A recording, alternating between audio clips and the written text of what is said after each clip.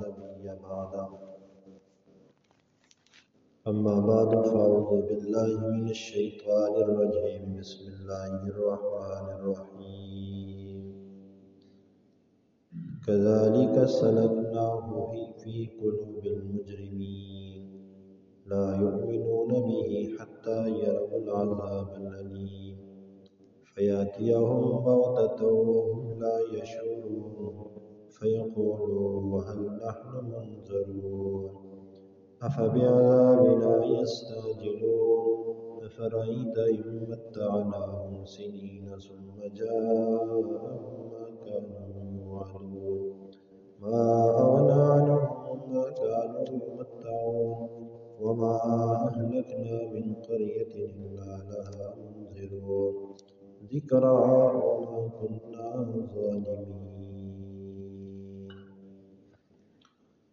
كذلك اسی طرح ہم نے چلائی یہ بات فی قلوب المجرمین مجرم لوگوں کے دلوں میں لا یؤمنون بھی نہیں ایمان لائیں گے وہ اس پر حتی یروا العذاب العلیم یہاں تک کہ وہ دردناک عذاب دیکھ لیں فیاتیہم بغتہ پس وہ عذاب آئے گا ان کے پاس اچانک وہم لا یشعرون اور ان کو پتہ بھی نہیں چلے گا فیقولوا پس کہیں گے هل نحن منذرون کیا ہمیں مہلت مل سکتی ہے افبعذابنا یستعجلون کیا پس ہمارے عذاب کے بارے میں وہ جلدی مطالبے کیا کرتے تھے افرائیت کیا پس آپ بتلائیں ان متعناہم سنین اگر ہم ان کو فائدہ پہنچائیں کئی سال تک ثم جاءہم پھر آئے ان کے پاس ما کانوا یوعدون وہ چیز جس کا ان کے ساتھ وعدہ کیا جا رہا ہے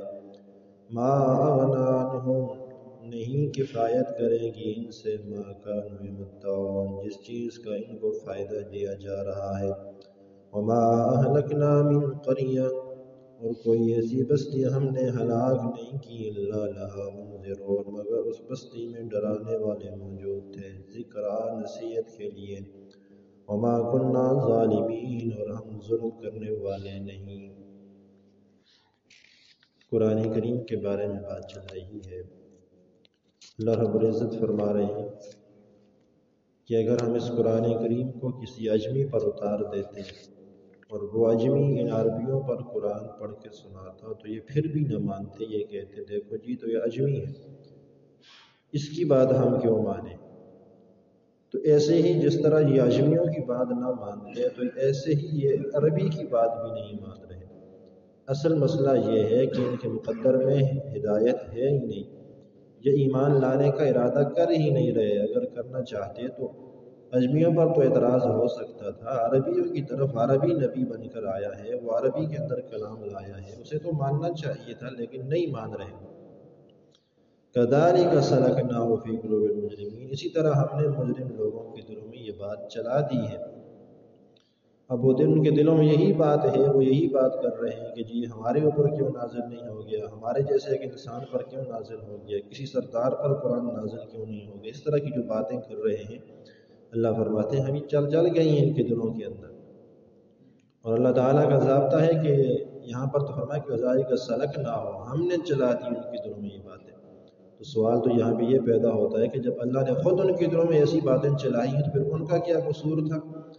تو اصل بات یہ ہے کہ ان کا ایمان نہ لانے کا ارادہ تھا، پکا ارادہ تھا، اس لیے اللہ نے بس ان کو انہی باتوں کے اندر لگا دیا. اس لیے کہ اس کا ضابطہ ہے نولیہ ما تولی، لوگ جدھر کو پھرتے ہیں وہ ادھر ہی پھیر دیتا ہے، وہ کسی پر زبردستی نہیں کرتا. تو اس لیے اللہ نے فرما دیا کہ ہم نے ان کی مجرموں کے دلوں میں یہ باتیں ڈال دی ہیں. اب یہ اس وقت تک یہ باتیں کرتے رہیں گے حتی یروا العذاب العلیم، یہاں تک کہ یہ اپنی آنکھوں سے عذاب کو دیکھ لیں گے. تب تک لا یؤمنون یہ ایمان نہیں لائیں گے، نہ قرآن پر ایمان لائیں گے نہ میرے نبی پر ایمان لائیں گے، یہاں تک کہ یہ اپنی آنکھوں سے عذاب دیکھ لیں گے. جب یہ اپنی آنکھوں سے عذاب دیکھیں گے ان کے سامنے عذاب آئے گا پھر یہ کہیں گے کہ ہم ایمان لاتے ہیں، لیکن اس وقت کا ایمان معتبر نہیں ہوگا. حضرت موسیٰ علیہ السلام ہیں، حضرت ہارون علیہ السلام پورا زور لگایا، کیا کچھ ساری معجزات دکھائے، نشانیاں دکھائیں فرعون اور اس کی قوم کو سمجھانے کے لیے. جانتے تو وہ بھی تھے کہ یہ حق پر ہے. سورہ نمل میں آئے گا وَاسْتَيْقَنَتْهَا أَنفُسُهُمْ. فرعون نے بھی صحیح بات جان لی تھی، اس کو یقین ہو گیا تھا کہ یہ اللہ کا سچا پیغمبر ہے، لیکن وہ نہیں مان رہا تھا. لیکن جس وقت غرق ہونے لگا تو اس وقت کہتے آمنت بھی بنو اسرائیل، میں اس پر ایمان لاتا ہوں جس پر بنی اسرائیل ایمان لائے. لیکن اس وقت کا ایمان معتبر نہیں ہوتا. اس لیے اللہ نے فرما دیا حتی یروا العذاب الالم، کہ میں یہاں اس وقت عذاب کو دیکھ لیں گے تب یہ کہیں گے کہ ہم ایمان لاتے ہیں، لیکن اس وقت کا ایمان ان کے لیے کسی کام کا نہیں ہوگا، ان کو کوئی فائدہ نہیں ہوگا. اس وقت تو کہیں گے کہ ہم ایمان لانے والے ہیں، لیکن اس وقت ایسا کام نہیں ہوگا. فیاتیہم بغتہ، پھر اچانک ان کے پاس وہ عذاب ہے. وہ عذاب ان کو وقت موقع دے کر مہلت دے کر نہیں آئے گا، اچانک آئے گا، بتا کر نہیں آئے گا، پتہ ہی نہیں چلے گا عذاب آ جائے گا، سر پہ کھڑا ہوگا. وہم لا یشعرون، ان کو شعور بھی نہیں ہوگا کہ یہ اللہ کا عذاب آ رہا ہے.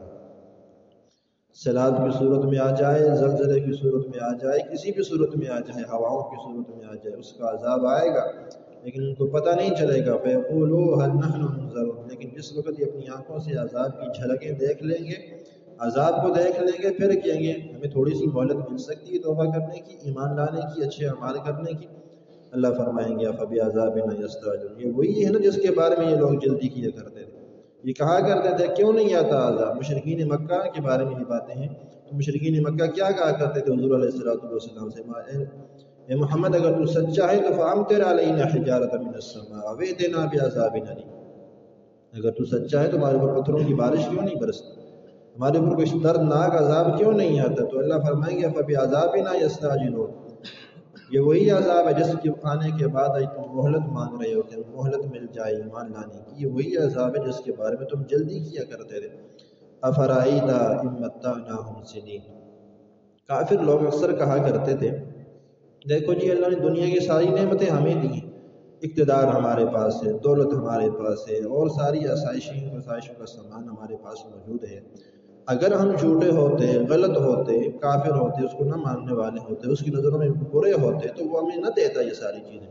تو اللہ نے فرمایا فَرَأَيْتَ إِن مَّتَّعْنَاهُمْ سِنِينَ، آپ ان کو بتلائیں، سمجھائیں، اگر ہم ان کو دنیا کا کئی سال تک کا فائدہ دے دیتے ہیں، دنیا میں کئی عرصے تک زندہ رہتے ہیں، اس کے اندر ان کے پاس مال و دولت ہوتی ہے، اقتدار ہوتا ہے، سب کچھ ہوتا ہے.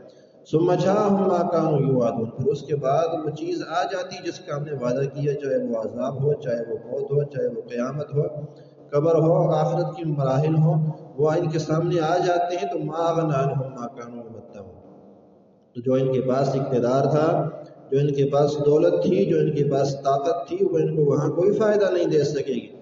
دنیا کے اندر ہم نے ان کو زندگی بھی دے دی، جوانیاں بھی دے دی، صحت بھی دے دی، طاقت بھی دے دی، دولت بھی دے دی، اقتدار بھی دیا، کوٹھیاں ہیں، لاؤ لشکر ہے، سب کچھ ہے ان کے پاس، لیکن ما أغنى عنهم ما كانوا يمتعون. اللہ فرماتے ہیں میرا فیصلہ تو یہ ہے کہ یہ چیزیں وہاں کام نہیں آئیں گی، میرے عذاب سے یہ چیزیں ان کو نہیں بچا سکتی، قبر کے عذاب سے نہیں بچا سکتی، میدان محشر کی سختیوں سے نہیں بچا سکتی، جہنم کے عذاب سے ان کو یہ چیزیں نہیں بچا سکتی. جو آج خوش ہو رہے ہیں کہ ہمارے پاس سب کچھ ہے، جس طرح دنیا کے اندر ہے تو آخرت میں بھی ہمارے پاس ہوگا، ایسی بات نہیں ہے.